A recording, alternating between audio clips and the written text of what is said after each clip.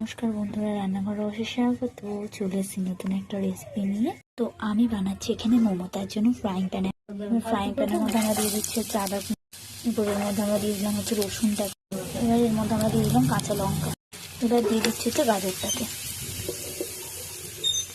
তো গাজরটাকে একটু নেড়ে নিয়ে আমরা বাঁধাকপিটাকেও দিয়ে দিচ্ছি। বাঁধাকপি গাজর ভাজা হয়ে গেছে, এবার আমরা এর মধ্যে অ্যাড করে দিলাম ক্যাপসিকাম। তোমরা চাইলে এটা স্কিপও করতে পারো, তো এটা দিলে আমার শাকটা বেশি বেটার লাগে, তাই আমি এটা অ্যাড করছি। তো এবারে আমরা এর মধ্যে অ্যাড করে দিচ্ছি হচ্ছে ফুলকপিটা, একদম দেখো কুচি কুচি করে কেটেছি, এই দেখো।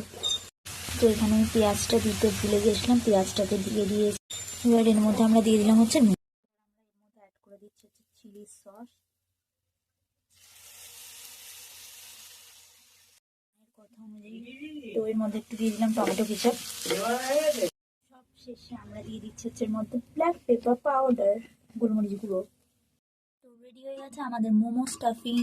তো ততক্ষণ মোমো স্টাফিংটা ঠান্ডা হোক, ততক্ষণ আমরা ময়দাটা মেখে নিই। তো চলো। তো আমি ডিজাইন দিতে পারি না, তো আমি অনলাইন থেকে এটা নিয়েছি, দেখা যাক এটা কেমন হয়। তো চলো ওপেন করে যাবে। ওয়াও, ভালো হয়েছে, কিন্তু অতটাও নয়, হাতে যেটা সুন্দর হয়। একে একে আমি মোমোগুলো সাজিয়ে দিচ্ছি। তো যাই হোক, মোমোর ডিজাইনগুলো খুব একটা ভালো হয়নি, আশা করছি পরের বার যখন করবো তখন ভালোই হবে।